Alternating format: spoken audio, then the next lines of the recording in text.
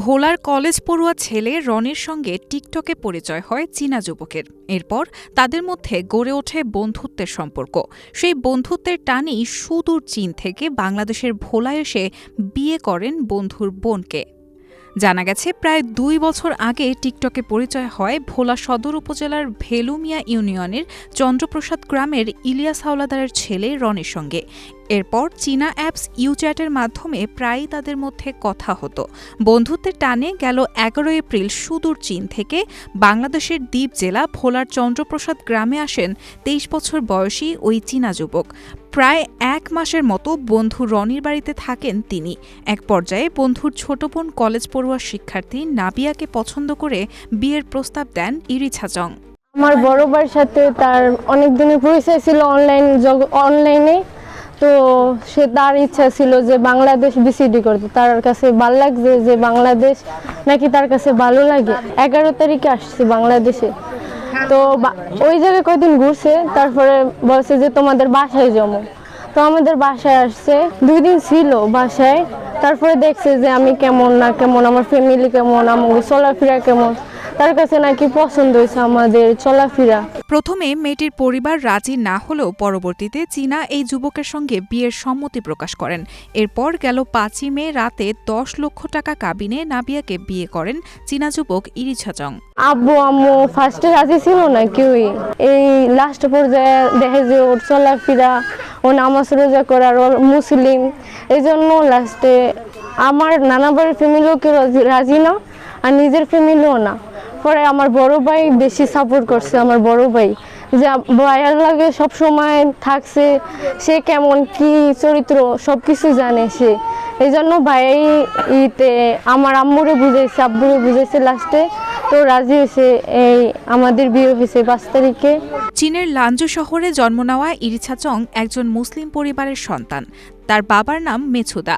২ ভাই এবং ১ বোনের মধ্যে ইরিছা দ্বিতীয়। তিনি শহরের একটি মাদ্রাসায় পড়াশোনা করেন এবং নাবিয়া স্থানীয় একটি কলেজের শিক্ষার্থী। নাবিয়া ১ ভাই ও ২ বোনের মধ্যে দ্বিতীয়। নাবিয়ার ভাই রনি জানান, ইউচ্যাটের মাধ্যমে চীনা এই যুবকের সঙ্গে তার প্রথম পরিচয় হয়। এরপর তিনি বাংলাদেশে আসার জন্য আগ্রহ প্রকাশ করেন। এক পর্যায়ে গেল ১১ এপ্রিল তিনি চীন থেকে বাংলাদেশে আসেন। ১ মাসের মতো তাদের বাড়িতে থাকেন। এরপর তার ছোট বোন নাবিয়াকে তিনি পছন্দ করে বিয়ের প্রস্তাব দেন। নাবিয়াকে বিয়ে না করে তিনি চীনে ফিরবেন না বলেও জানান তাকে।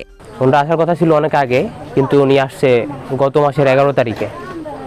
আসার পরে ঢাকায় আমরা কিছুদিন যাবৎ ঘুরছি, ঘোরার পরে গ্রামে আসছি। ওনার গ্রাম ভালো লাগে দেখতে। গ্রামে ২-৩ দিন থাকার পরে আমার বোনকে উনি দেখছে ২-৩ দিন ভিতরে। অনেক সময় দেখার পর ওনার ভালো লাগছে। তারপর উনি ওনার ফ্যামিলির সাথে কথা বলছে, ওনার ফ্যামিলি আবার আমাকে বলছে।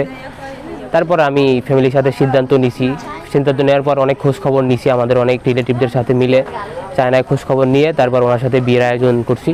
এখন আলহামদুলিল্লাহ বিয়ে হয়েছে। স্থানীয়রা জানান, ইরিছা নিয়মিত নামাজ পড়েন এবং তিনি মুসলিম। তাই বিদেশি এই যুবককে জামাই হিসেবে পেয়ে তারা গর্বিত। থেকে আসছে চীন, যে ছেলেটি রয়েছে চীনের দেশ থেকে আসছে, তার সঙ্গে তারা সবাই ছবি তুলছে, কথাবার্তা বলছে। এটা খুব একটি ভালো দিক আর কি আমরা মনে করি। দেশে তো না আইসে, আইয়ে তো দেখি চলাফেরা করে, বাজারে যায়, নামাজ পড়তে যায়। এই এরপর নামাজ পড়ে আইতে আসে, বাংলা বাজার যায়, ভোলা যায়। এরপর দেখি তো ভালো। বাংলাদেশি মেয়েকে বিয়ে করতে পেরে নিজেকে সৌভাগ্যবান বলে মনে করছেন ইরিছাচং। চীনা ভাষায় তিনি বলেন, নাবিয়া এবং তার ভাইয়ের পাসপোর্টের কাগজপত্র ঠিকঠাক হলে আগামী ১ সপ্তাহের মধ্যে তিনি তাদেরকে নিয়ে চীনের উদ্দেশ্যে রওনা হবেন। হ্যালো, 大家好，我来自中国甘肃省临夏市东乡组回族自治县索南镇，在这里很高兴见到大家。কোনো চীনা ছেলে ভোলায় এসে ভোলার মেয়েকে বিয়ে করা, এটাই প্রথম হওয়ায় জেলা জুড়ে চাঞ্চল্যের সৃষ্টি হয়েছে। দূর দূরান্ত থেকে তাকে এক নজর দেখতে এসে ভিড় করছেন উৎসুক জনতা। ওই এলাকায় সকল বয়সী মানুষের মুখে মুখে যেন এখন একটাই নাম, ইরিছাচং।